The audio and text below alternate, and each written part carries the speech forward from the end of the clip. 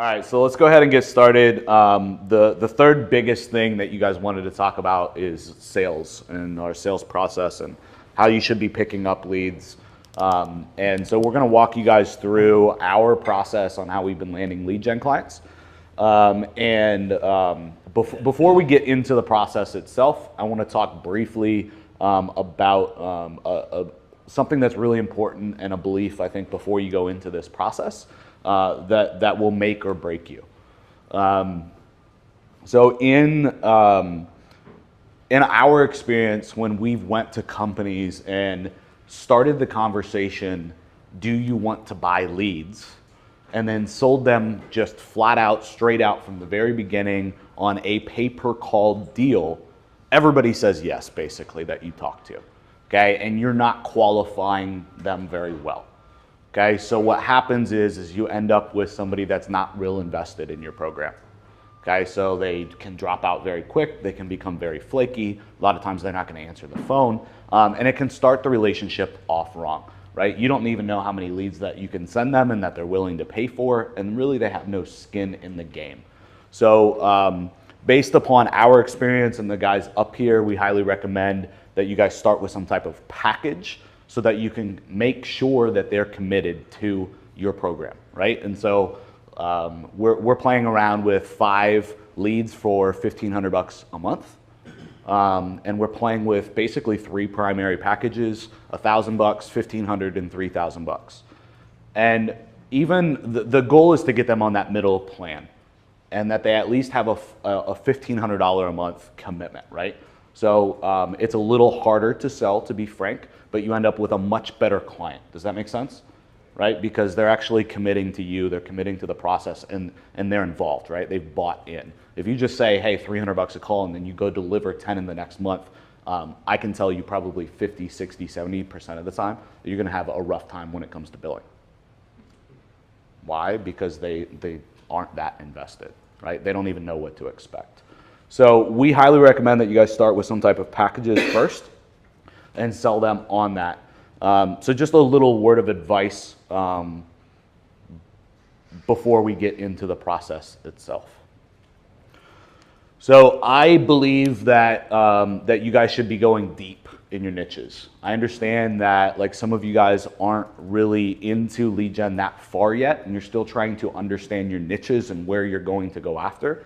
But going deep, I believe, is where all of us should be. And that doesn't mean that you have to, right out of the gate, only be in one niche, but I would limit it right out of the gate. So 2, maybe 3 max niches to get started. And hopefully out of those 3, you'll find one market that you really like working in. Does that make sense? If you go wide, you're in for a lot of hurt. The conversation and the marketing conversation changes every single time, right? The lingo changes every single time. The average order size changes every time. The conversions change every time, right? And so every single time you have to adapt. And then on the actual execution side of and fulfillment side of bringing in leads, everything changes again too. So it's not the sales process, right? So if you go and you build a water damage site and you start generating leads, you've done like 80% of the work. You know 80% of it, right? And when you go into another city, there's not that much more work to do to go do fulfillment on another city. Does that make sense? If you go then from that to roofing, then you go to AC, and then you just keep going in all these other niches, you understand you are making a lot more work for yourself. So I think that the biggest thing that everybody in this room should be working on is the sales process, right? Because if you can get the sales process down, everything else will follow. Right? Like we have students that crush the fulfillment side of things, but never even touch the sales side of things, and then ultimately end up falling out the other side and saying like, I didn't have any success in the program because they just focused on fulfillment, right? And they get taxed and they get drained because nothing happened. What do you mean nothing happened? They didn't make a sale, right? What happens when you go land your first sale for $1,500, $3,000 a month, right? You're energized, you're excited, and that helps you keep pushing, right? Helps build some momentum.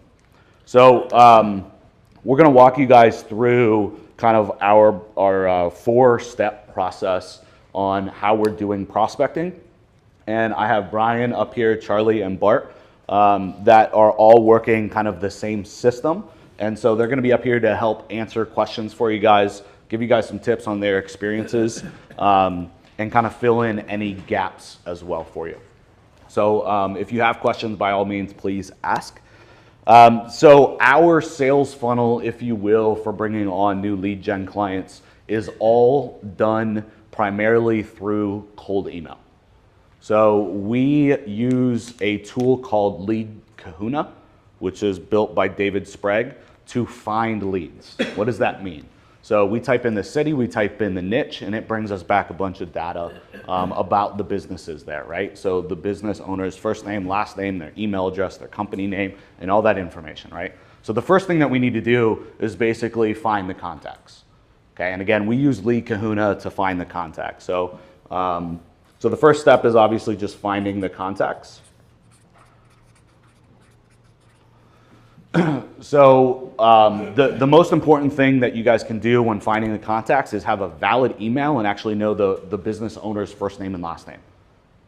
The reason that we use Lead Kahuna is because I don't know of any better tool than that for those two pieces of data. Do you have an affiliate to buy it? Yeah, there's a link inside the execution maps, I think on map 5. Okay. But it's not really even for sale in the marketplace.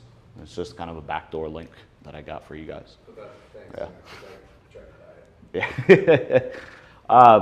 He actually loses money on the deal, so maybe that's why. Yeah. We usually do it with my former life. Yep. It's in his name. Yeah, exactly. So just a little tip though, that actually I got from Bart. You're not going to get every person's first name and last name, but you'll still end up most of the time with an email, right? And email is the most important thing. If you can't email them, the sales process is done. Like it breaks. There's nothing to do, right? And so Bart gave me this tip. If when we're emailing them and if we get a hold of them, to go to the Better Business Bureau, and basically they always list the owner's name. Do you want to talk about that for a sec? Yeah, it's BBB. Yep. An extra B. 3 B's and an .org. BBB.org. And yeah, when it's actually, I have my Joe talk about the software we're using or whatever. But when I have that open and I'm watching the live opens or whatever, if I'm missing a name, I'll go ahead and just have the other tab open and I'll put in the company's name and usually I have a phone number so I know the area of the country. So I'll put that area of the country with the name of the business and it'll pull it up. In the service-related industries, usually they're listed in the BBB because that's really important for them to be accredited with them. And even if they're not accredited, they're usually listed and it usually has a principal or a marketing contact. So it works pretty good. And that way you at least can say, hey, it's Ron there or whatever. Instead of, can I speak to the business owner? I mean, that's just totally bogus. So, but I do that sometimes. I mean, but it's much better to have a name and it makes you feel more confident, calling it if you know what you're talking about. Definitely. So a couple little tips or ideas here. With Lead Kahuna, I highly recommend that you guys put in a city, you put in a state, or you put in a city, you put in the niche, and then you hit go and you just walk away from your computer. Use a secondary computer, use a VPN, or do it like before you go to sleep, right? But let it run for an hour, come back, go do the next niche or the next city, right? Because you will just sit there and it'll bog down your computer and it's kind of miserable, right? So, so just a little tip with that. And ultimately, I believe like as soon as you have success with this sales process, the first thing that you should do is outsource step 1, right? You can pay a VA $3 to $4 an hour to go do this for you. And it's not like they're sitting in front of their computer for 8 hours a day. They go run one list, come back an hour later, run another list, come back an hour later, right? So their actual work time is like nothing, right? They would work a couple of hours a day at $3 or $4 an hour. And that you can find all day, every day, people to do it. That make sense?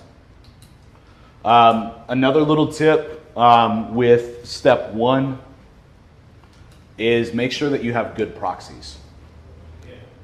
Okay, so what's gonna happen is without proxies, you guys will be able to use Lead Kahuna and probably grab 2 to 3 niches in cities. In my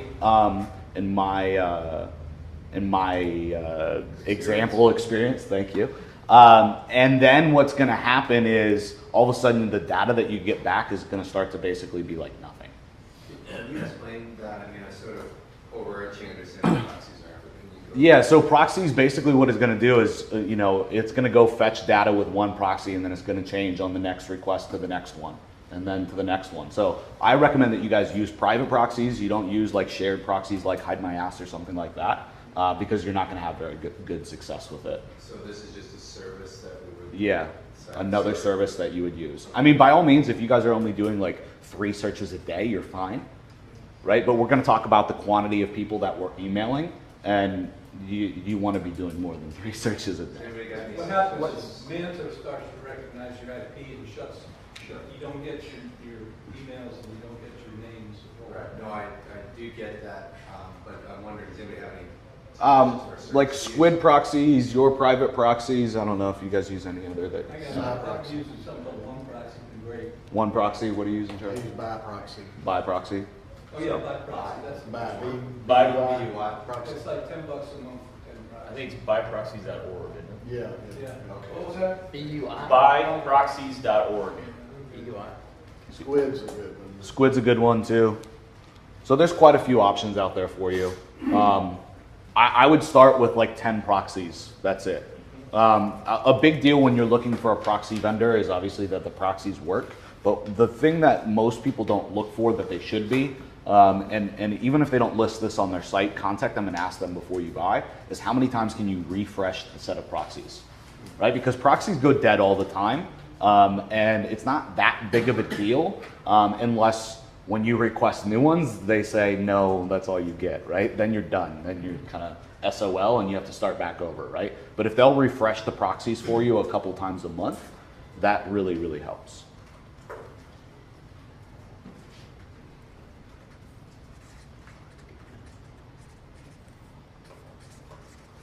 So I know it's probably hard for you guys to see what I'm writing here, so I'm just going to give you a recap.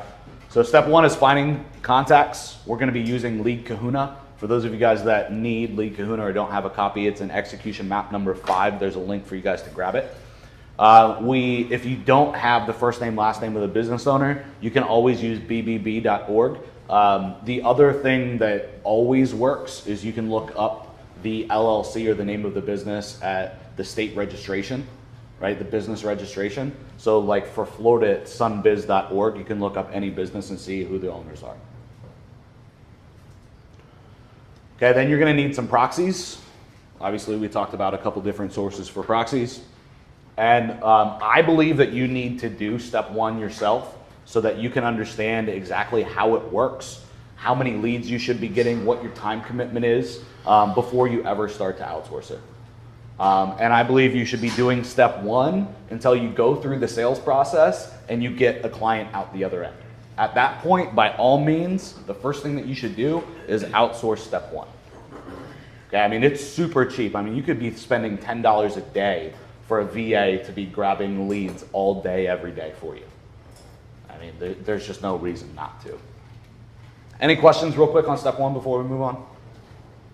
Okay, so easy stuff so far. So step number 2 is cold email.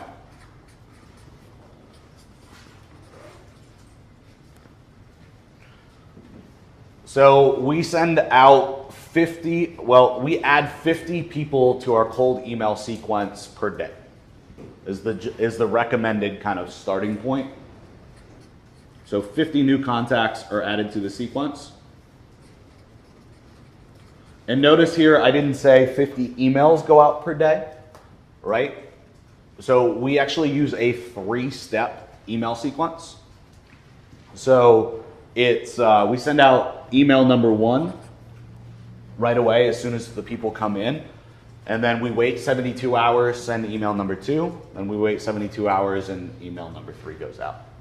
Does that make sense? So my note here on the board is going to be 3-step sequence, and then just At the end here, I'm going to make a note 72 hours, and that's how far apart they are. The other thing to note is that we never send an email over the weekend, personally. Bart's had some success sending emails like Sunday night, like late night, so first thing Monday morning, hopefully, the contact will see it. But Saturday, we personally never send any emails. So you don't send them out Friday? No.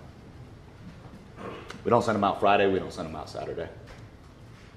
Right? Because what happens if you send it out Friday? Like, first off, what happens when you guys talk to a contractor or a business owner on Friday? Like, what do they say? Like, Call me next week. what are your chances of actually making an appointment that they've booked on a Friday? Yeah. Like, it's the worst day ever to talk with a prospect, right? It's like, it's horrible. So that's why we don't send out any email, because if we send out an email or we talk to them, it's just going to be hard to get anything accomplished. In terms of time to send email, we send early in the morning. So 7 o'clock, 8 o'clock a.m. Any thoughts on that, guys? Say that again? What time are you sending email? Any thoughts? Have you guys played around with it? Yep, I'm actually doing mid-morning. Okay. I feel like if you're after the morning rush, like everybody gets in, they have a shitload of emails they have to clear out, then I come in after that, so. Okay. I've been having good luck with it. That's a good idea. How about you, Bart? Usually it's been early morning. Okay. 7 o'clock or something like that. Okay. That does sound interesting, what Brian just brought up. Definitely. We need to split test that. Yeah, it's See worth what- testing. See what works for us.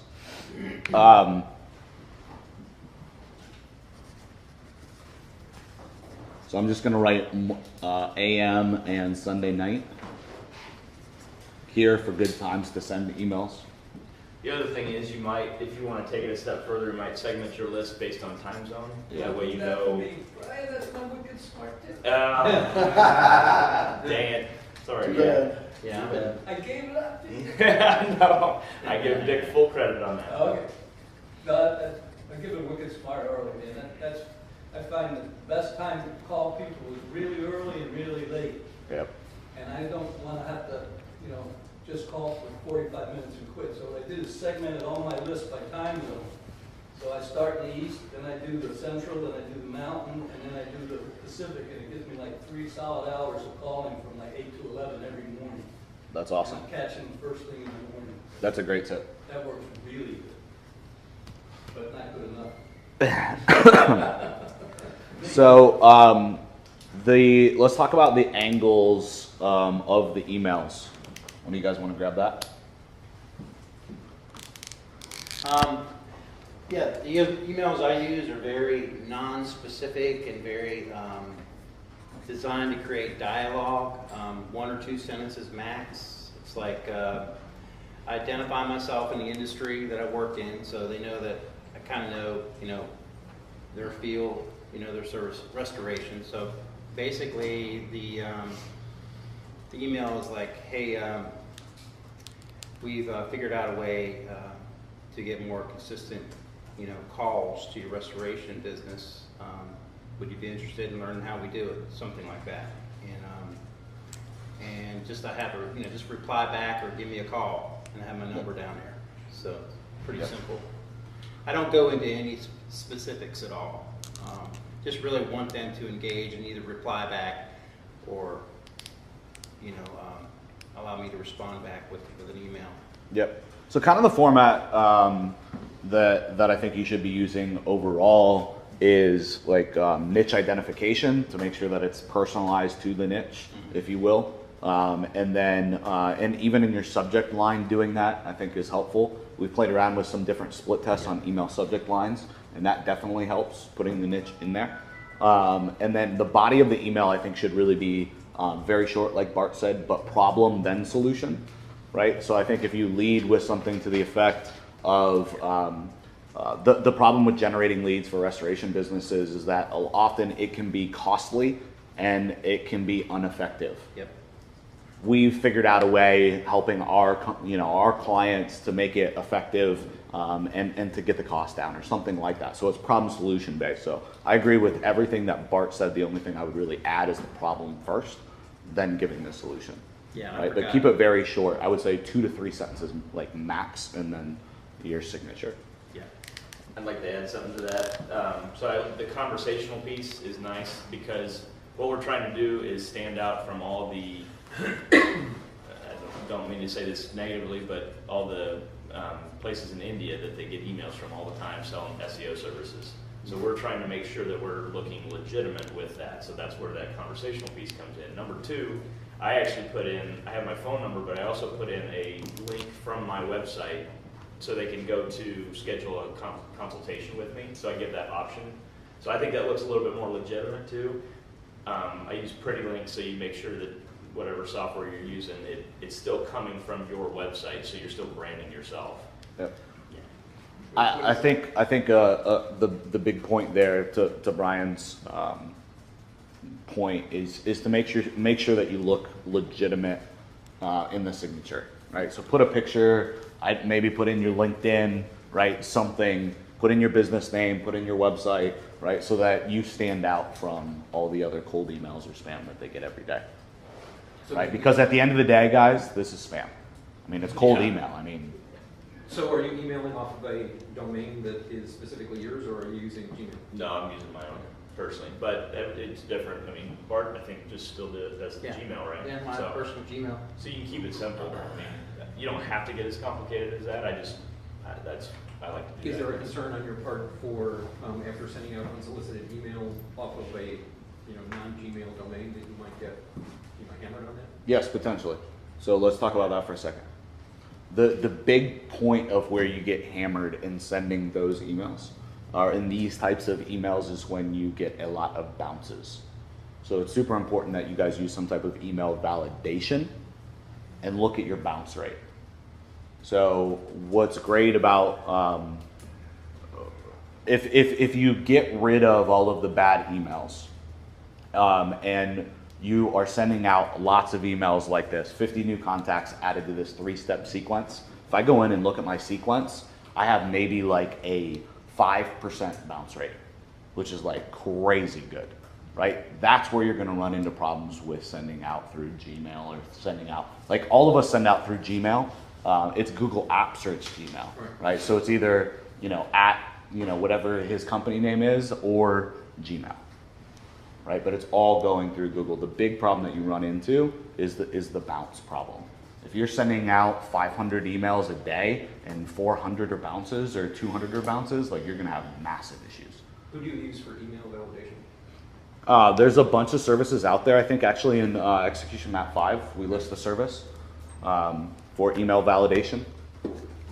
Tower Data is one that you guys can use, but I know that there's, I think, 2 more resources inside of the execution map. I know we had a couple other questions somewhere. Do you guys have to put anything in the bottom, like, hey, if you want to stop receiving emails, just... You can do it 2 ways. I went after the lawyer niche with this, so I feel like I'm going to sue you. Yeah.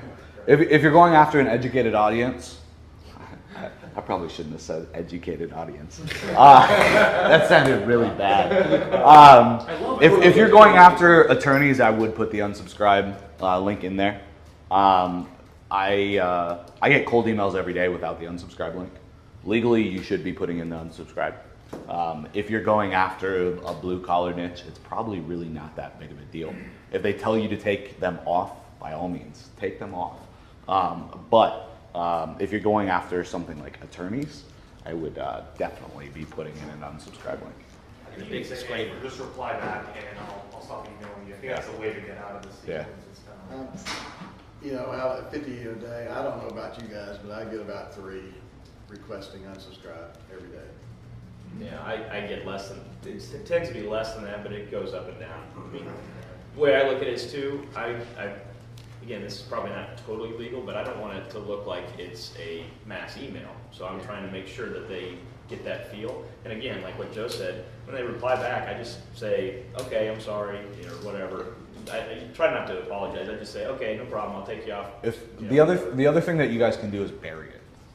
So if you guys look at like a lot of people's emails, including my personal emails that I sent out, my footer has like a disclaimer in it. and says like that you can't keep the email, and if you aren't the person I send it to, like you're not supposed to read it, and all this stuff. Like it's a big paragraph like this. Just put it at the bottom of that. The thing about quick mail too is once they respond, they take them out of the sequence. Yep. So if you get an email back, they're not in the further, they won't receive one in that sequence unless you stick them in a new one. Exactly. So that's a next tip that I wanted to bring up. Somebody replies, we take them off.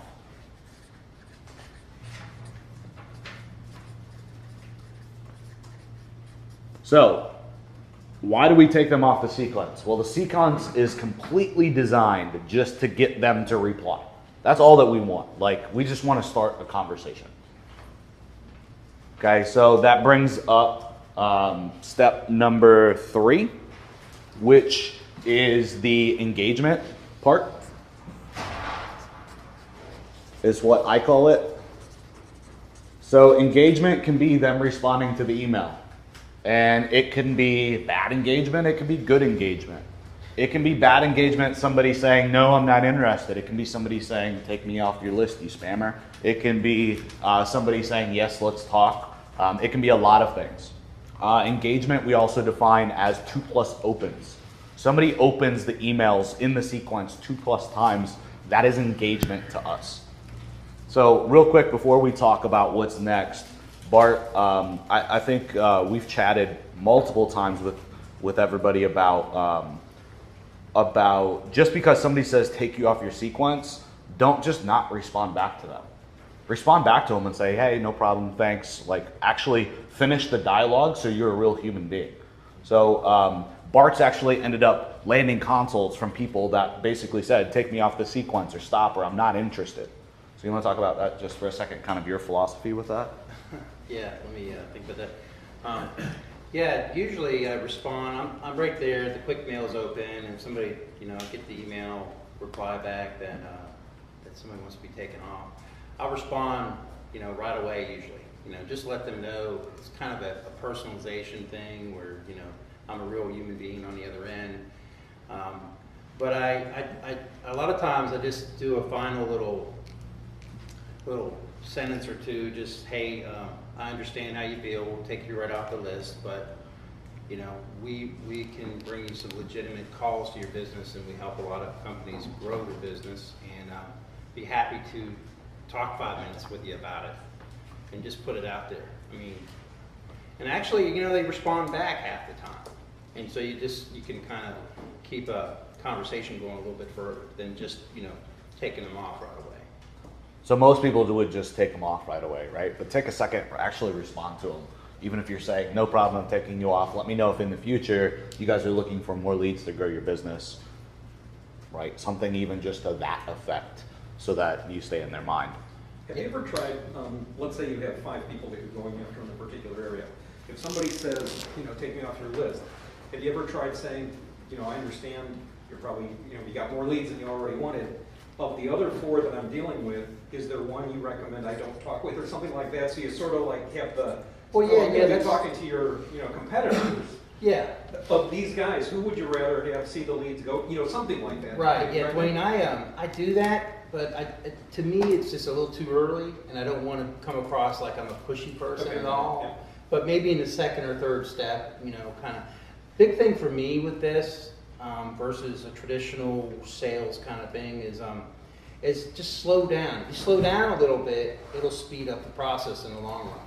And when I say long run, we're just talking like a week. Right? So it's not like 6 months or if anybody's ever been in a long sales cycle. It's just, but if you just slow down a little bit, and not try to push it, and it comes across a little different that way.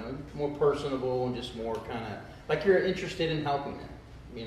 But yeah, I do bring that up. If they're on the fence and we've had a conversation, I might do a follow-up where I'm saying, hey, we discussed a little bit about our solution for you a couple days ago. We are actively pursuing a client in the Denver area or wherever. Just wanted to see if you were still interested because we've identified a short list of people and I enjoyed our conversation. Would you like to continue talking? That kind of thing. And we'll definitely bring that up again later, but that tactic works really good. Having multiple people that you're talking to in a specific city is gangbusters. And even if you haven't talked to more than one, if you talk to one and then send an email out to everybody in that city again that you're going after and say, hey, I'm in negotiations and talking with XYZ company, and I wanted to, give you one last chance, to kind of talk with you and see if maybe you're a better fit. Something like that, but pinning them against each other works so well, So you right? do Because mention now you have somebody their else by attention. name. Yeah, Okay. Yeah, some I do. people, Okay, sorry. I do. I always have. One of our first successful direct mail campaigns that we ever did, the hinge was naming the competitors. What made it work was naming the competitors. It was, we're going into this space whether you like it or not. Here's who also got this direct mail piece. Also find that's good in getting past a gatekeeper. Great tip. When you're talking to the gatekeeper, their job is just to be the wall, say, look, I've got to talk to the owner of either this company or, and name their local competitors. And they're going to want to take my call, so it's magic. You just lay it hand. You're not just a Yeah. dialing down dollars guy. Exactly. That's great. I love that. yeah. We haven't used it so much on the phone to get past gatekeepers, so I love that. Would you take 2 clients at once? In Yes. the same city? Yes.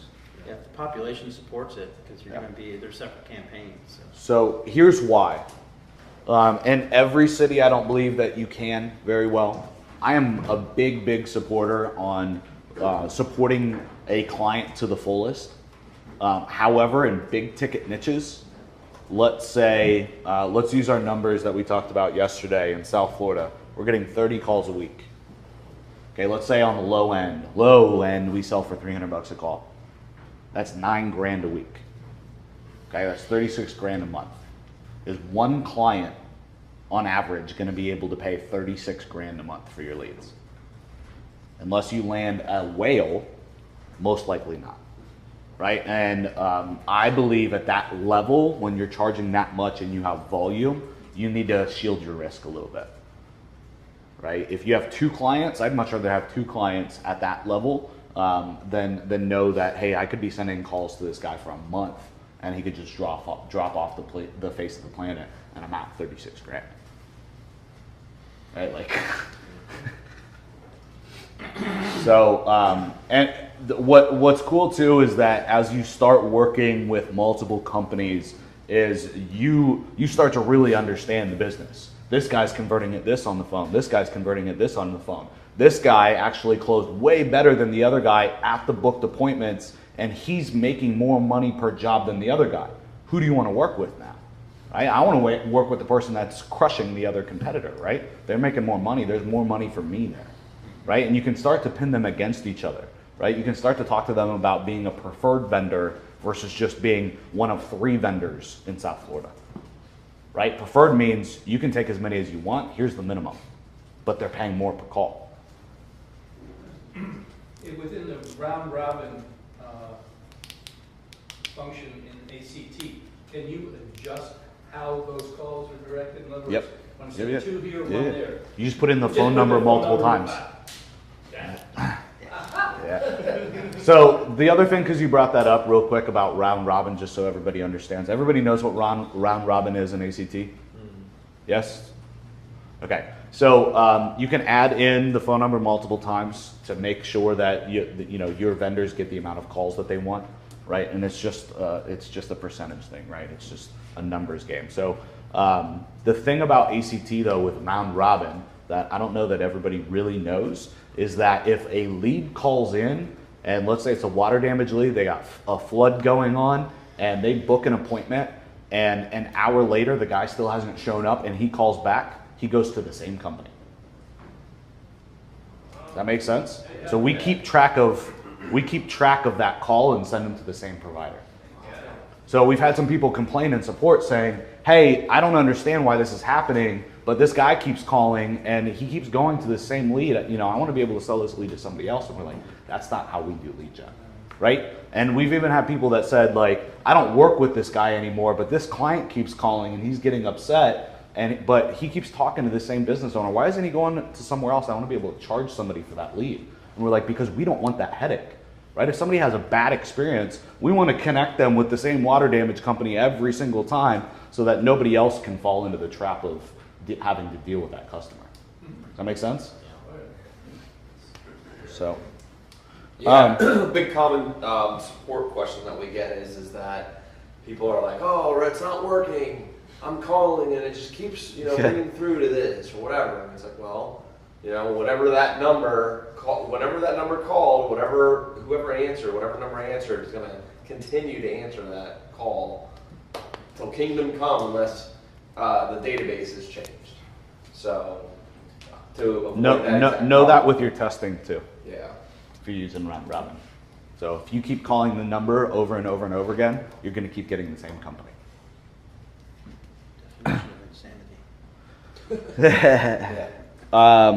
So engagement, we've talked about people replying to emails. Engagement as well, we define as 2+ opens. So what does that mean? If somebody opens an email multiple times, right, they're going to get 3 emails in the sequence. If they open 2+ times, we reach out to them. Okay? Go ahead. One thing about the opening multiple times is that if the space is real short between the time they open, it's probably a spam filter that's opening it up. It's not the person itself. So there's weird things that happen like that. I'm glad you brought it up.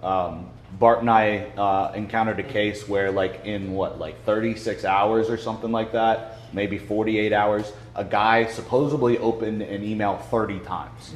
Understand that there's outliers that don't make sense. If that happens, don't keep calling the guy because you think he's opening your email 80 times in 36 hours. Come on, I know you go to server pros. We use something else.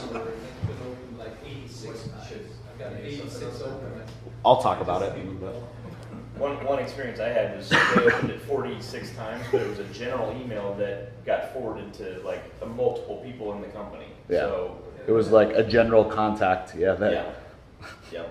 Want everybody. Yeah, and the other thing is if you have a preview screen, and he just goes down the list, just sits down, and he goes that way and says, oh yeah, I read that, and he gets down again. Well, it technically got opened. So Depends on the carrier with Outlook, yes. With Gmail, no. Right. On the preview. So just know that opens are a very tricky game, and not everything is going to make a lot of sense. If somebody opens 2 times right when you send the email, it's probably not right? It's probably not legitimate. If somebody opens 80 times in 36 hours, that's not legitimate either, right? So there's outliers that you need to kind of ignore. That make sense? So basically when we engage with these people, we're using the same messaging as the email. Okay, and then asking for a time to speak with them further. Okay, so we're setting up a consult. Okay, so we want to mirror kind of the messaging that we're sending out in the cold email. A big tip here, when you talk to somebody, when you actually get through the gatekeeper and you talk to somebody, is act busy. I'm running into an appointment right now. Echo what you said in the cold email. Does that sound like something that would be worth 5 minutes of your time? Right? Because if you don't act busy, they're going to push for a consult on the spot. They're going to push for you to get to it. What do you have to sell me? Why are you calling me, right? And they're going to want answers on the spot, and they're going to try to do what you want to do in the consult on the spot on the call. So real quick from you guys, have you ever sold a deal to one of those guys? no. Nope. It never happens. Nope. Okay, so if they don't make time for you, you're not closing the deal. I mean, it's almost unheard of. Okay, so act busy. I'm walking into another appointment, or I have somebody else that I need to jump on a call with, whatever. Never open the conversation past, can we get on a consult, basically. Right? Do you have 5 minutes you can make for me tomorrow? I really recommend you guys use some type of calendar booking software as well. I know at least Brian Z has booked appointments directly with just having a calendar link in the email. Have you or Bart? Yeah, I've done one. One? I don't think you have, right? No, I haven't. Brian, how many do you know? Oh, I think a couple, 3 or right? 4. Yeah. It's nice when I mean, you just wake up, oh, hey, there I got something on my calendar. I didn't even know. It's I have awesome. gotten them with just an email response. Yeah, Like, yeah. Hey, Tuesday is good or whatever. Yeah, exactly. But you're not putting the calendar link in your email though, are you? Or at least you weren't when you started, I don't think. No, I'm not. Not the initial one, no. Okay. Yeah, that's. So maybe that's something that we should play around with, test it a little bit. Brian, I've used Calendar, you said you used a different one of those. There's like plugins. I'm probably going to do a plugin on WordPress, but there's all sorts of them out there. Schedule Once. Schedule Once, Calendly, Calendly. Appointlet. I mean, there's so there's many. a whole bunch of them. So just find one that you like and go No, I with. just said that it looked like it comes from your website. Oh yeah, so right, so whatever, if you're using one of those external services and it's not on your domain, just get a Pretty Link and redirect it. Yeah, Pretty Link, it's a free plugin that gives you redirects from your site. So you can set it up. So I do like whatever the domain is / schedule 30, so like a 30-minute consultation. Okay, cool. The other thing is a lot of the appointment softwares out there, the software as a service platforms, will allow you to embed the calendar in your site. The ones that don't do that will typically at least let you customize it a little bit, so you can put your logo in it and things like that, so that it looks like it's, more you. It's more branded towards you. But there's so many of them out there. I mean, it's absolutely insane. Quick question I have for Brian. Where do you put your schedule in? At the bottom or in the middle? Or? In the close, yeah, so right before I sign off, it's like, best way to reach me is by phone number, or if you want to just go ahead and get it on the calendar, here's the best way to find what time would work best for you and me. Yeah. Okay, cool.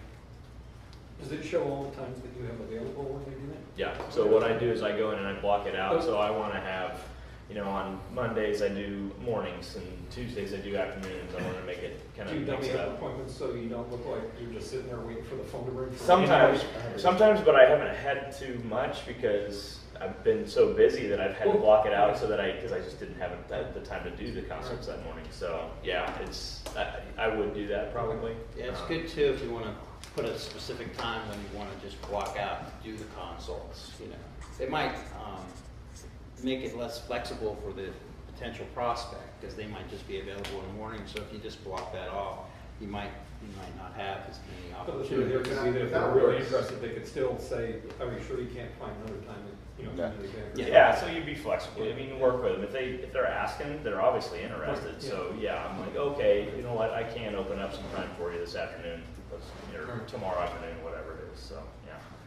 But I think that's really powerful too. I mean, I've had that a lot where someone just can't find a time, and I'll put them off for 1 or 2 days. You know who that works well with? That's great. That guy right back there, Rhino. It is so hard sometimes to get in on his calendar because he's busy. That's just the way it is. So you're right, it's a perception. I just have a standing daily call them pretty much. Hey Greg, I haven't heard from you today, all right? But I know, that's the other thing. Is like I know his time is valuable because he is so busy. So I know I'm going to respect it. Yeah. I'm not going to shirk out on it. So that's why I think a lot of these people think the same way.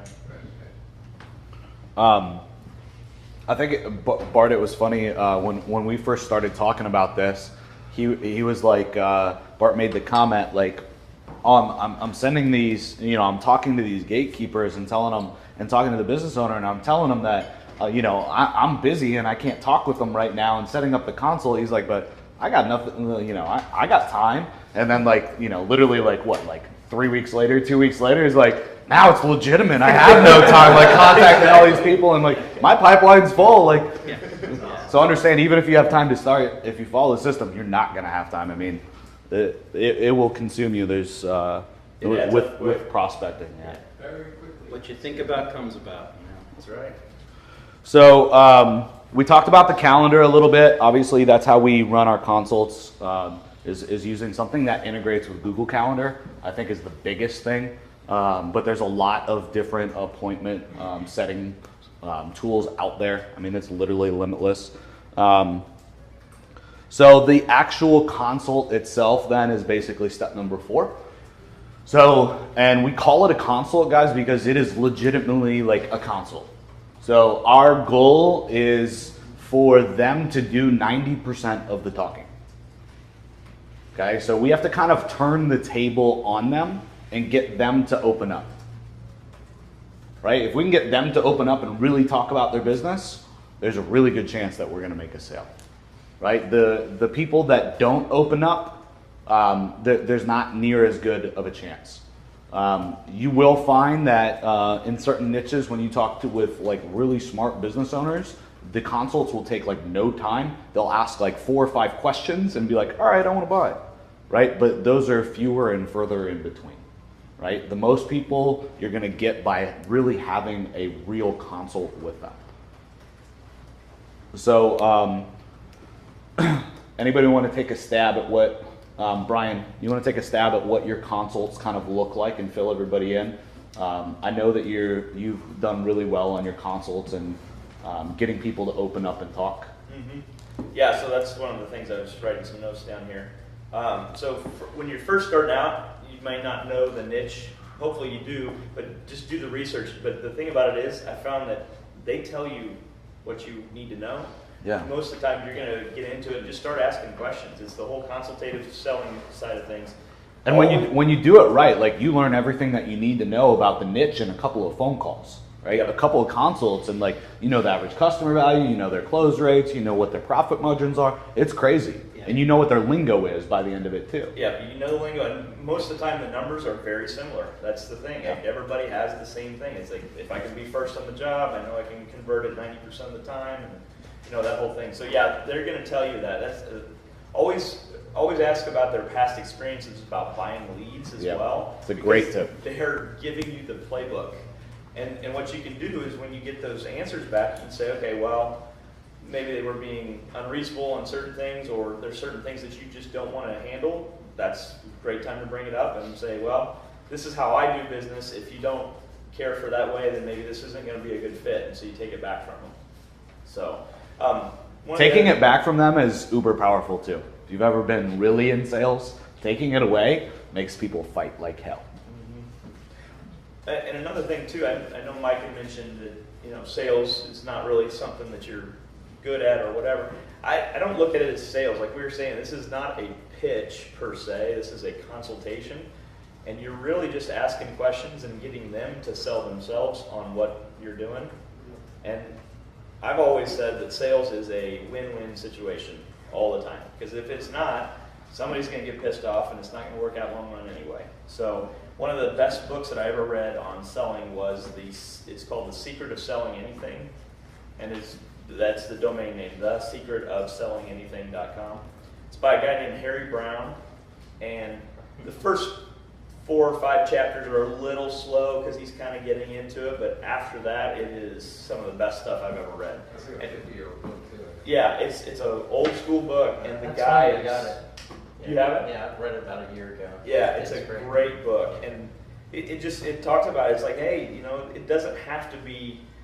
I think we were talking. It doesn't have to be dramatic. It doesn't have to be like you pounding on somebody. It's like, do you have this problem? Yes. Well, I have a solution. Would you like to work with me? Do you like me enough to do that? Great. Let's go forward. You're really engineering a solution for a guy, right? Yeah. That part I can do. Yeah, exactly. There Engineering. So look at it. You're engineering solutions. I'm not in sales. I'm in solutions. It doesn't help, like you said, this is not me calling up Mr. Business Owner and trying to explain, cold calling, right? Yeah. This is somebody who's interested in what you've got, which is now it's much easier to have a conversation. Right. It's a little bit warmer than cold. Exactly. Exactly. Yeah, like when you're dealing with a project manager and you're trying to get some specs put in and he doesn't want it, and you're trying to explain on why he should, even though it's more expensive, just sell it. So, Mike, that's what you ought to put in your tagline. What's your job title? I'm a solution engineer. Now, the temptation will be to, even though you know the answers ahead of time, because you've done it a few times and everybody has kind of the same answers, do you want them to share those with you? Sometimes you get people on that are just, I don't want to, ultra engineer types or whatever. You have to prod them with questions and answers. You can't, they're just, some people will just say yes, no, they just won't open up. And that's another little nuance that I've kind of discovered is sometimes you have to open up first. When you start going in and asking them questions, some people are just naturally guarded. They got their cards to their vest, and they want to know more about you first. And you'll kind of pick up on that, because if you lodge a couple open-ended questions at the beginning and they don't bite or whatever, then it's kind of a cue to kind of back up and just say, well, let me tell you a little bit about us and what we do. And you're not going into sales mode or anything like that. You're just basically introducing yourself first instead of having them introduce them to you. Trying to be a good host, if you will, and get them to warm up a little bit. And then you give it back to them, and then they'll open up and tell you about their business. I have a quick question that just occurred to me. Maybe it's been covered before and I missed it, but does anybody ever just pick a city and not do any of the work setting up the virtual office or the phone numbers or anything to begin with, and just see, okay, I got 10 people in Poughkeepsie, I'm going to call these 10, and if I find somebody who's really hot there, then go ahead and do the rest of the work? That's what we're doing. That's what we're doing. We're selling it first. Where's your hat at? Where's your hat? Ding, ding, ding. Don't do the work until you have. This half of my face that's red is not from the sun. Damn, that's a great idea. That was my wicked smart idea, so.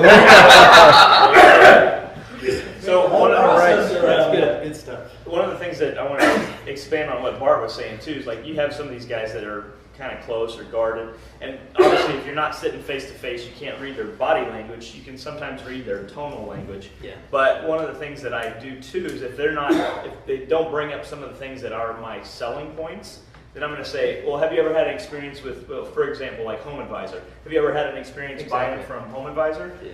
Oh yeah, well, we did it one time and it worked, or it didn't work, or whatever. Oh, that's great. What I found is that I don't really care for them selling the leads to multiple people, and so that's why they end up being a little bit cheaper, but they end up ticking people off more often than not. So, and so then you just created a sales point off of something that they didn't bring up, but you kind of made it like they brought it up. I tried to deal with that the other day. I put it online. The guy is killing it with Home Advisor, just literally killing it. He says, it costs me $40 to $60 a lead, and I'm killing them. I'm closing 90%. I'm always the first guy there. Right, and see, that's few and far between, because a lot of those guys don't have that technology set up to be able to do that. This guy was he said he loved it. He said, but Wouldn't- I can't sell you leads for $60. No. Thank God. Yeah, 9 times out of 10, you're not. It's not going to be that way. I was gonna say that. And you just need to use that to your Most people hate advantage. it. But Brian, when he first brought this up, was saying, he had some people that were playing it real close to the chest, and how he got them to kind of open up was asking them who they had worked with in the past, if they had bought leads, and that was a way that he got them to kind of open up. It was, oh well, did you work with this company? Oh yeah, and then they were just like, this company sucks, it's horrible, and then they opened up and they're not only this company sucks. Well, why did they suck? Oh, I didn't like this. I didn't do this. Oh, okay, great. Well, guess what I do? I do this and I do that. So they're setting it up for you. You might as well just knock it out of the park. What was your Problem question? solution. I've heard of, no, I've kind of forgotten it, the one you just mentioned. Home Advisor. Home Advisor. And is Angie's also the same way? What's just some of the names that If by phone, or not leads by phone, I'm sorry, with an F. Leads by FONE, 33-mile radius. Home Advisor, Porch, Thumbtack, House, 33 House. radius. Oh yeah, House, yeah. So Porch and House are basically Home Depot and Lowe's, and their Home Advisor essentially. It works the same way. They sell the same way. Leads are sent to multiple people. But that's another good thing too. Like when I first started, I started hearing some of these names of these companies that they were using, and I hadn't heard from them. Right. So I went and researched them to see what my competitive advantage would be for them. Yeah. Again, most of the time they're telling you what they didn't like about it already, but now you can kind of see what So you're going usually found against. with these local businesses, they have a relationship with some kind of provider. It's a reluctant one. They feel they have to when they. It depends on the niche, right? Like there's different market sophistication for each niche, is what we like to call it, right? Like and water damage, for example, like we could probably send out 3,000 emails to water damage companies and just say, I have leads to sell for $300 a piece, and we'd actually get responses, right? You do that in other niches and you would get nothing. People would be like, no, screw you, right? Like, but the market sophistication in terms of leads for water damage is very high. They want leads, they understand, they like that concept. If you take it even to, let's say, like roofers though, and just led with, I can get you leads, they're exclusive, yada yada, like good luck, right? Like they are so burnt by Home Advisor that like you need to lead in with the consultative approach. Does that make sense? Like different niches have different kind of sophistication. Well, and the other thing too, like maybe they're working with some of them and they're fine, but they want more leads. They don't care where they get them from, and if they can't provide as many as they want, they're going to go with us too. Like it's going to be both. So you never know. That's what I kind of found with 33-mile radius. Their price point's real close to what we're talking about. Yeah. And people are really happy with them. So the question, do you want more leads? Yeah. Because it's about the same price, and I can, Yeah. you know, I can get you some really good ones. And if they're talking to you already, they want more leads. Yeah. Exactly. So real quick, guys, can we hammer out some questions for the consult that you think like are imperative to get things going, or like the biggies? How long you been in business? And this is just more rapport building, like, oh, Yeah. how long you've been. And actually, it does help because you can say, all right, well, if they're only in business 1 year, then they may not know their numbers very well. Yeah. If they've been in business 30 years, I talked to a guy in Vegas, and he's like, I got 7 rigs, and we've done this for this long, and I'm in these different niches. I know the guy knows his stuff. He's sharp, you know, he's got it down. So, so I always ask, that's one of the first things I always talk about. I always ask about what's your core business. Yeah. Where do you make the most money? What's your core side of the business? What's your core service? So far what I've found too is these guys that are in water damage and fire damage, they like the fire damage, but it's like a 3 or 4 to 1 ratio. So water damage has more turnover or more jobs. Fire damage has a much higher ticket size. So they'd rather have the fire damage, there's just not enough of them out there. I had one of my properties catch on fire. It was just smoke damage, and it was $35,000. Yeah, they're huge. And that's the other thing, it's insurance stuff. So that's another one, is asking about, do they work with insurance? Because I had another experience where a guy, he flat out said he doesn't like insurance. I said, well, why is that? What, you know, what's the backing? He's like, I believe in doing the right thing. And unfortunately, some of these adjusters come out and they say, well, it only needs this, when I know that it needs this plus this plus this. And they don't want to pay it out. So I just got tired of dealing with that, and I've forgotten about them, and then I go in and I take care of the client. I was like, that's really cool. And so that, to me, that's admirable too. That's somebody I want to work with because he has some good morals and values. One thing to be cautious of there is typically that's not really the case. Probably not. So typically the real case is cash flow. So insurance companies can take a long time to pay. They always pay, basically, right? But they can take a long time to pay. So a lot of the smaller companies have cash flow issues. You'll find a lot of 1-man, 2-man, 3-man, crews that have one truck and it's just them, and they'll get a couple buddies to go out and help them, and they're certified, but like that's it. And if that's the case, then they're saying that they don't want insurance jobs. It's because they don't have the cash flow to pay for everything and hold them over. They need cash like now, today. Well, we dealt with just a group of 15 water and fire damage guys, and we found that it was really feast and famine with them. Yep. Like when they're busy, they don't want any leads or anything. Yep. But then they're in starvation mode, and so Yep. I guess there's a cycle to it as well. Mm-hmm. So if you hit somebody and they're not interested, it could just be because of their capacity at that time. Definitely. Other things for the consult? What are you looking to do to grow your business this year? Like, how else are you marketing? That's the other thing. It's pretty telling when you say, what are you looking to do this year? Oh, well, I want to increase by this much, or I want to double my business this year. You can tell how aggressive or how non-aggressive somebody is. I want to get out of the business and start or go back and work for the grocery store. That poor guy, I felt so bad. He called this guy up and he's like, well, I want to talk about leads. And then he's like, well, I'm thinking about going back into the grocery business. I was in the grocery business for 20 years, and I just think that maybe that's what I want to do. I'm like, okay, so I don't know if I want to work with you on this, because I don't know how long this is going to work. Had the same experience. He was a nice guy. I really liked talking with him, but you know, we'll see. We'll see if he comes up with the money. I'm curious, other than actual questions that you guys are asking businesses, do you guys have any sort of techniques in terms of like transitioning into the questions?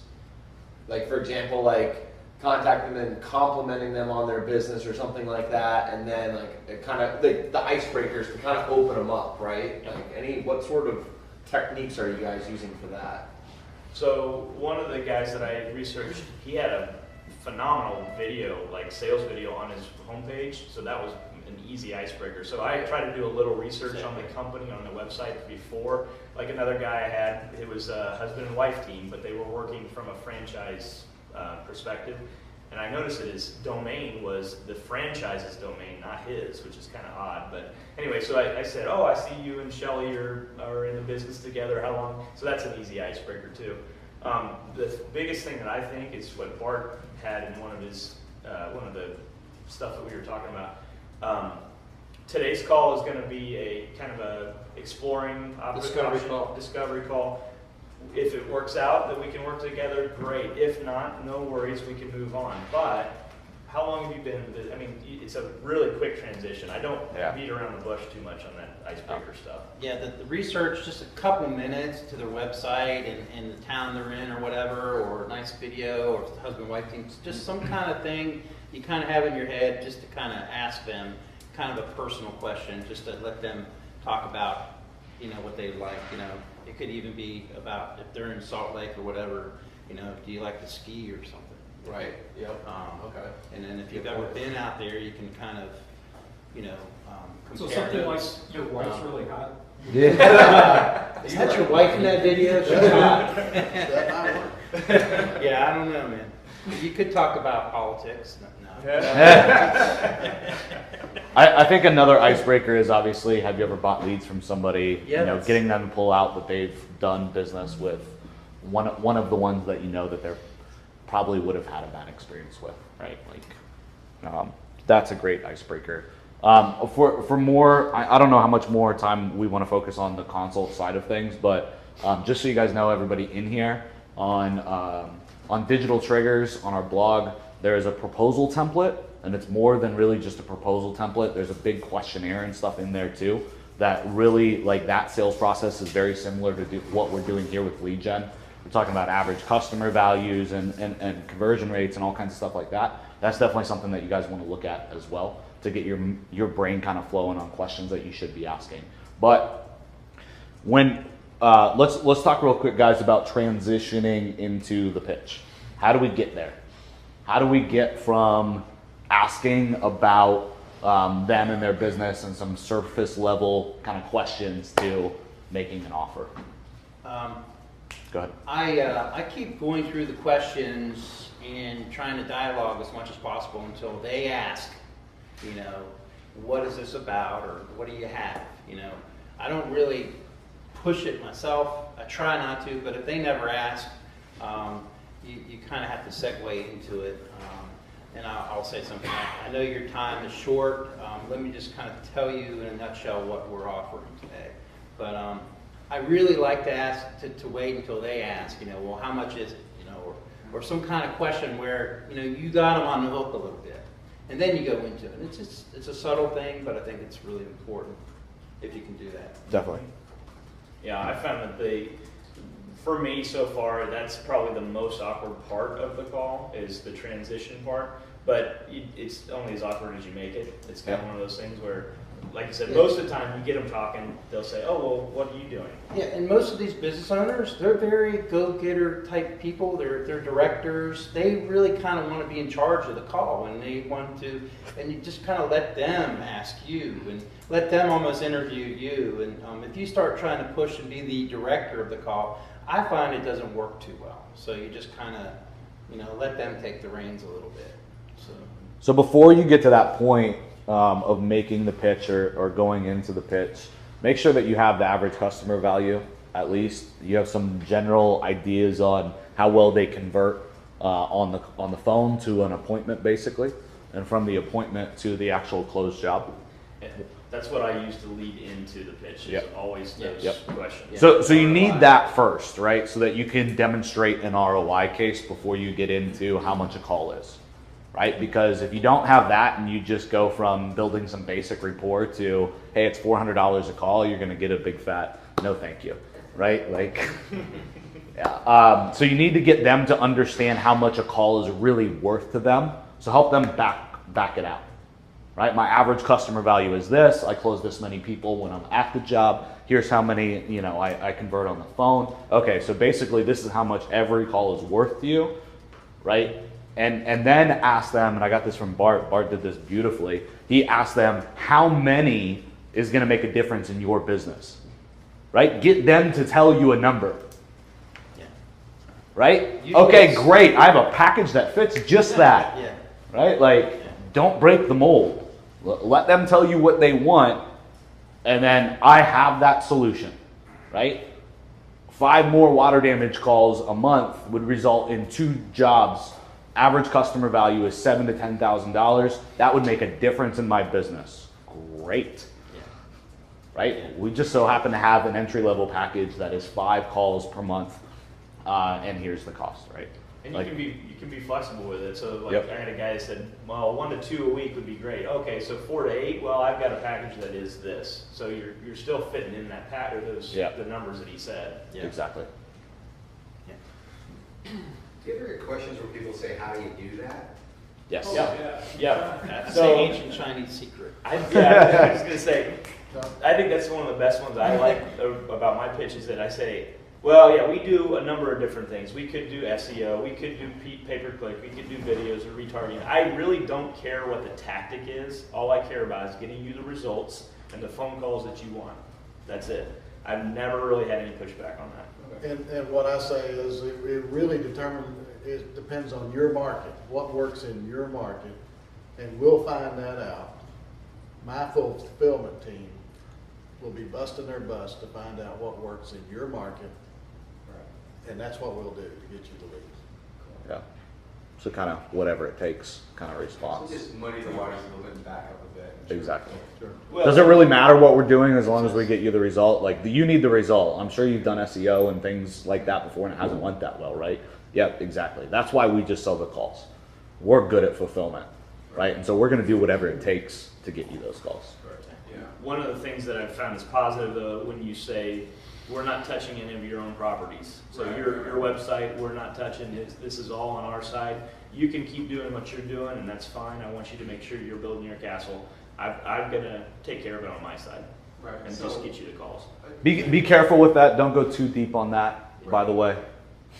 Don't say I'm going to dominate Google for that niche. Yeah, and, won't that dilute my brand? Then you're going to Yeah. won't that dilute my brand? Well, how much would it cost if you just build up my brand, right? And you start to get into...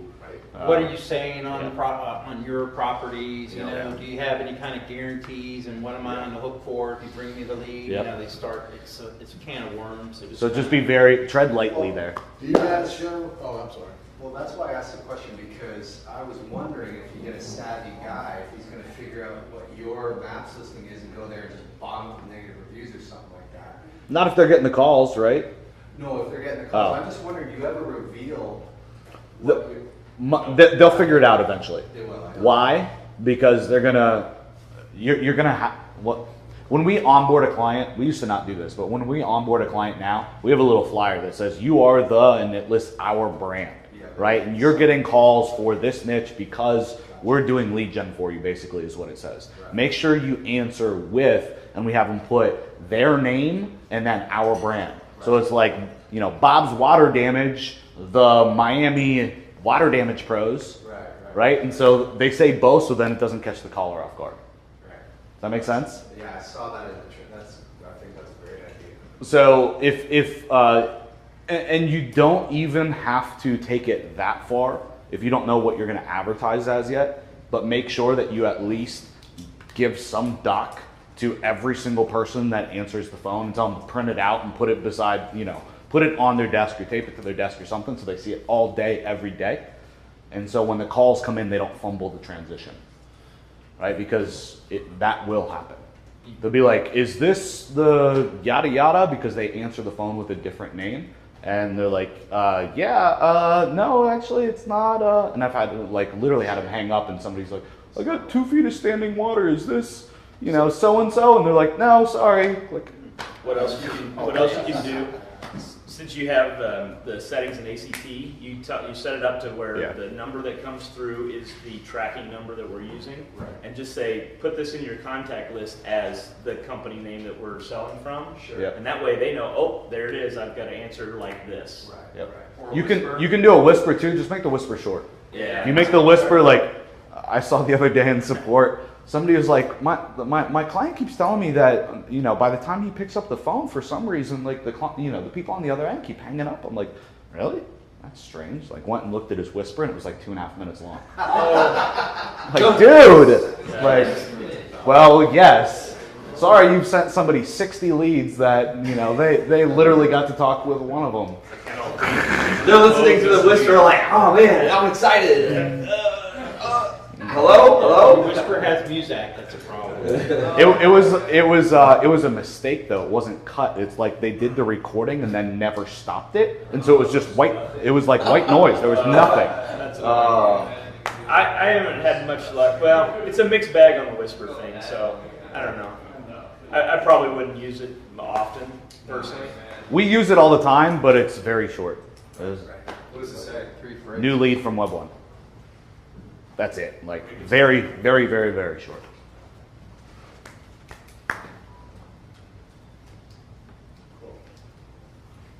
Right? It's just say it very quickly, and if you need to, like speed it up and compress it down so it's not so long. Right? But I like giving them the extra little nudge.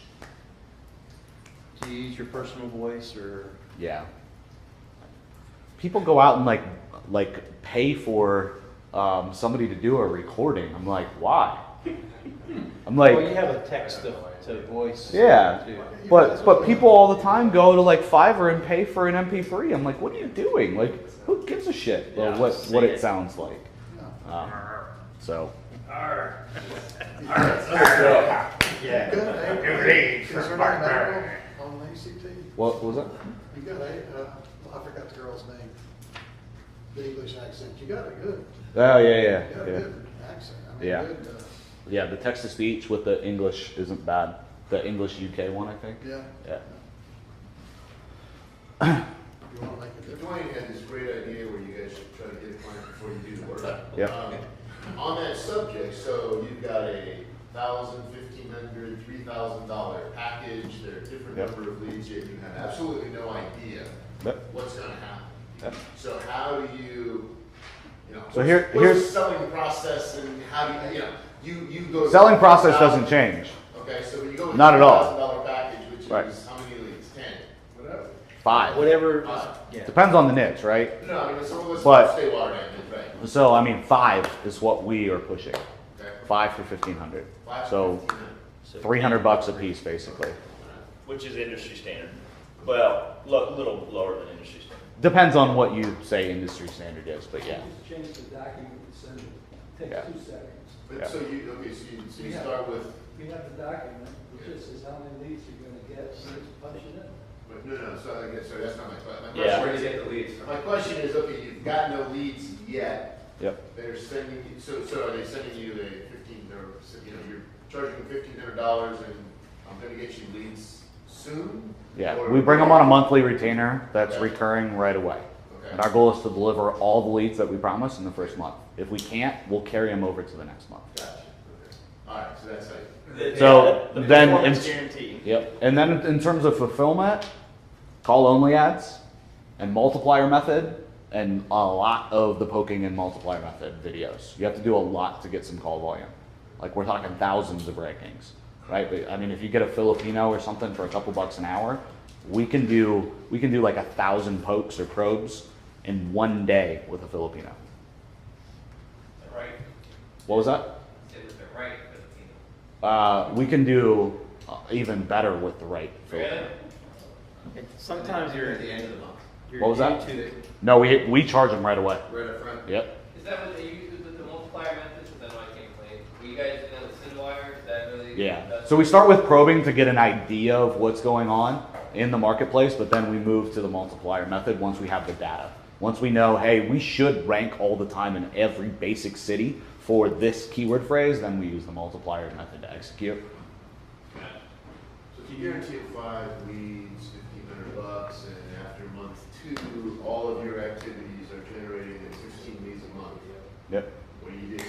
Yep. So great question. Yeah. Everybody get that question? If by month 2, month 3, you're generating more than you promised, what do you do? Find another client or upgrade them. Yep. Find another client or upgrade them. Exactly right. The So, upsell. so long term, we don't want to make $1,500 per client, right? That is not the game that we are in at all. $1,500 is the qualification, basically. And are they going to stick around? If you, let's say you deliver 4 instead of 5 in month 1, or 3 instead of 5. And if they get all pissed off and want to cancel and leave, you don't want that client, right? Because you may send 3 the first month, you might send 8 the next month, right? And so they need to be understandable with that, right? And if they're the kind of guy that gets all up in your face about it, like, you don't want to work with them long term anyway. It's not worth it. Right? And how's it going to work when you're sending them, let's say, 100 calls a month? If they could handle it, right? That relationship is going to be awful, right? Like, you're going to be stressed out. You're not going to want to work with them. So, like, this is almost the test just to get started, right? But then to answer your question, what do you do when you're delivering more? You upsell them or you find another client. I would highly suggest that you guys bring on another client instead of upselling him right away. Why? Because you'll get an even better lay of the land. And client number 2 is going to come on easier than client number 1. Why? Because you can name drop when you're picking up the client. Okay, then you can pin them against each other. And you could probably even charge more. You can charge more, for sure.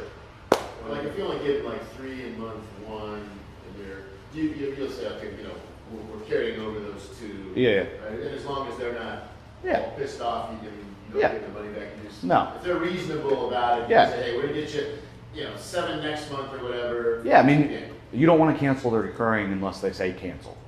Right? Like, and if they're an asshole and they're yelling at you or whatever, just, Cancel here, I'll give you your money back. See you later. Bye. Like, just let them go. Like, right? But the idea is to see how they're going to react and make sure that they're at least willing to spend $1,500 a month, because if they're not going to spend more than that. Plus, if you got them 3 weeks for $1,500, you say, okay, never mind, I'll cancel and find another. Somebody did it. Whoa, okay, that wasn't such bad. Yeah. But the big lesson is, don't make the assumption that they want to cancel. Yeah, that's a big lesson. Well, You're and gonna roll it over if they don't ask, or just keep I mean, if they don't say anything, right, and they give you a grace and they're like, hey, I know you're getting started. Thanks for sending me that 1. Should next month be better? Yeah, next month should definitely be better. I think we can get you 5. I'm not going to say anything about the rollover personally unless I have to. Yeah. That's like our best practice. 3 months into this process now, I'm starting to more steeply qualify people I work with instead of them, really qualifying me. I'm indirectly interviewing them. Now, if they're the owner and they're running a truck themselves, I'm really kind of I'm starting to disqualify right at the very beginning of my consultation. And they got to really sell me on working with them. And that's where I'm going right now with it. So, because I don't want, at the end of the month, if it's $1,500, it's going to make a difference between whether or not, they can keep the gas in the truck or whatever, or forget about it. I mean, it's just not worth it. to Joe's point too, don't assume that they're gonna want to cancel, but don't assume that they don't want more leads too. Like, that's an opportunity for an upsell. Like, oh well, here's the deal: we're providing a lot more leads than we had talked about originally. I think we need to consider going to this higher package. Let's talk about that. And then if not, then you cross that bridge. So let's talk about that since you brought it up, Charlie. The first deal you landed. Let's talk about that so everybody can get the example of kind of what Brian just brought up. Yeah, what not to do. What are you gonna do, Charlie? I mean, this was the first deal. So during this, we've been talking about delivering somewhere between 5 and 7 or 8 leads for the 1,500. And now we've gotten much tighter of that, and it's 5 leads for $1,500 now. Okay, so that's what I'm selling now. But at the time, we were still talking about that. And this guy he's buying leads from everybody, and he wants more leads. So he immediately jumps in. I start pitching him the 1,500 package for 7 leads. Not thinking of not wanting to squeeze it down. I mean, this is my first customer. I want to get the guy on this program, right? So yeah, using this process. Using this process. So he says, "Oh, I like that big package. How many are you gonna get for that?" And I said, "Well, that's 15 for the big package." And he said, "Okay, all right, let's do that." He says, "Can you get more? How about? I'd really like to have about 30 a month." No, I'll tell you what. Let's just do this $3,000 package, and let's see how that goes, and then we'll talk about more. So he's a big guy. You know, he's got 15 trucks, so he's a big guy, and that's how that went. So never assume, right? Try to always get the average customer value, their conversion rates and everything, and back it out to how much that's worth per call, and then how many would make a difference in your business before you go into any pitch. Right? Because Charlie could have walked away, you know, with probably less amount of leads for the $3,000 package if that's what he chooses to push into then, or could have probably sold him even more if he would have wanted to go that way. Obviously, for your first deal, I'm sure, you know, that $3,000 package was good. You know, I'm sure you would have just wanted to kind of bring down the expectation. Yeah, I would have much rather sold 10 leads for $3,000. Yeah. So I had a guy, this is kind of similar to this. I had a guy on the first consult. I'm waiting on the docs back from this guy because I think he's still going to sign up. But he actually offered me, he's like, well, maybe we should look at a shared business arrangement where I give you a piece of the closed business. And I said, well, actually at this point, I don't know you that well, so let's work on this package first, and then we get to going, and then we can kind of see if that makes better sense. So it was kind of like I kind of reversed the table on him because, like Joe said, what if I get 2 months in, this guy's not fun to work with. I want to have the out. I don't want. Or he hasn't closed anything. What if he just never answered any of the calls that you sent out? Right? There's no skin off of his back. So again, like if somebody offers you, hey, I'll just pay per lead, or hey, I'll just do a percentage of revenue. Always try to push him on the package first. Your downsell, if you really think that he's going to be okay, your downsell then could be that, right? But understand that probably most of those customers are going to end up falling through the cracks and not be the people you want to work with. We have a company in South Florida now. They handle from just north of here all the way to Miami, one of our customers. And they're paying us 15% of revenue, and it's jumping to 20% next month because we hit our numbers. Right? They just what was it, Monday, closed a $14,000 job.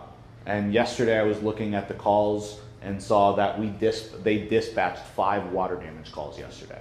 Average customer value is like $7,000 to $10,000 with them. I mean, you can calculate what that's worth just for that day. So. Would you ever, if somebody is asking for that many leads, kind of back into an SEO kind of thing where you're like, look, I can improve your listings through fixing citations and stuff, and like saying that'll get you an extra 10 leads? No. You wouldn't back into that. You can't track it. You can't track it. Yeah. So if you're just helping them get more, how are you going to track it? Would you decline doing, let's say he wants 30 leads, well, look, I'll fulfill this many lead gen, but I can also do some SEO for you to get you. I think trying to sell both is a bad thing, especially in the same market, because then you're competing with yourself. Yeah. Right? Competing with yourself at that point. And then the client expectations, he now has 2 expectations. You got to deliver these calls and you got to do this shit for me. What if one of them goes south? Whole deal's going south, right? Like. Blow them out of the 3-pack because you're all over them. Yeah. And this is, this is a get to know. deal. You know, you're getting to know him. I mean, he's getting to know you. I mean, you're delivering, and it's easy to go back to. I'm gonna bring you up next. Next, you're coming up. It's always a try. Talk about the AdWords stuff. Is that cool? I've had people wanting The research. package. Should be easy. But I never, I mean, I just call by and say, no, I start people out at the mid-level, and then we'll see how it goes. All right, guys, here. I don't know if I can introduce that in, you know, and I want to find out. And on the other end, I don't know, you know, if he's wanting to go, I really want to do that. Real quick, let's try to wrap this up. Things are starting to get a little haywire. Everybody's going different ways and chatting amongst themselves. So let's try to wrap this up. Any last questions before we break? Right here. I haven't looked at the contract yet, but is it pretty much in a month-to-month? Yes. Yeah. So in like SEO deals and stuff like that, we would sell a 12-month contract with a 3-month out. With lead gen, we're just selling month-to-month. And that's part of our pitch when we transition into explaining what we do. I mean, we prove ourselves every month. Right. No, that's what it makes sense. That's what I thought. And we don't want to be in business with somebody we don't want to either, right? Like this is a long-term play for us. And so unlike the SEO side where you just have to put up with it and go for 12 months, it's like if the guy's being a pain in the ass, like just. I think that's a good selling tool too. I mean, you can be really congenial about it, not be a dick, but sort of let them know that. Yeah, and so you want to do if somebody's giving you pushback and they're like, no, I don't want the $1,500 a month, but I'll pay $300 or $400 a lead. It's like, what do you mean, man? It's month to month. Your commitment is 1 month. If you don't like it, what's your risk? Right? At the end of the day, like if you want to play hardball with them, like what's their risk? Honestly, it's $1,500, but you guaranteed the leads. So like worst case scenario, if you don't believe in me and my guarantee and I won't make it right or I won't refund you, your risk is $1,500. But if it does work, you told me that every single one of the leads that I send you is worth $1,200 a piece per phone call. Are you willing to risk that? Right? Like back out the math on them. You know, use the numbers that you got from them to reverse it. Like everybody that's been running the sales process has been very easy on the calls, though, very mild. I don't think anybody's even gone to that level because they want to be able to work with the person long term. Right? They don't want to squeeze them in and then be like, this isn't right. Right? So if they don't go for it, and if they're not, you know, if they're not like very much sitting on the fence and starting to go into the sale, nobody's pushing them. That's next year. It's not. Yeah, it's not any hard sales tactics so That's not far. what I was getting at. I was just getting at the, I mean, without the wrong tone, you can make it clear that, you know. Definitely. I'm choosing clients right now. Yeah. In a nice way. This Definitely. makes it more sought after, I think. Just quick, from somebody who's never auto-responded, recommended easy to use autoresponders that you guys are using. You need some kind of cold email platform. So there's like there's a bunch of them. If you just do a quick look in Google, like SendBloom is an example of one. SendBloom. Not for cold. If you want to get booted. Go ahead, Dustin. So I have a question about obviously getting into new markets, right? New industries. I know you guys are probably somewhat water damaged. You probably know what the cost per lead is going to be, but getting into a different niche or a different area where it's more competitive. Yeah. What kind of buffer can you build into your cost per lead when you're talking to someone on the phone just to be on the safe side? Because obviously SEO cost per lead would be next to nothing. AdWords, if you guys can jumpstart your campaign, that's a whole other ballgame. So when we come back, I'm going to talk about how I believe you and Ray should go after lead gen.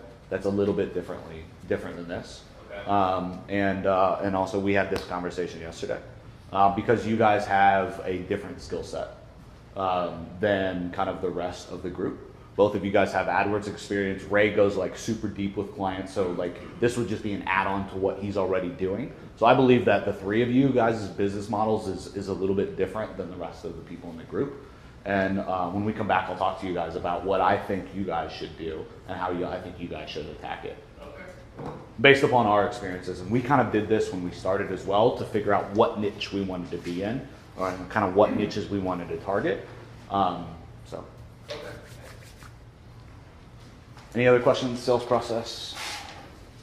Is that good? Is that like, I think that's like the third biggest topic. Did that answer everybody's questions? Everybody got a plan?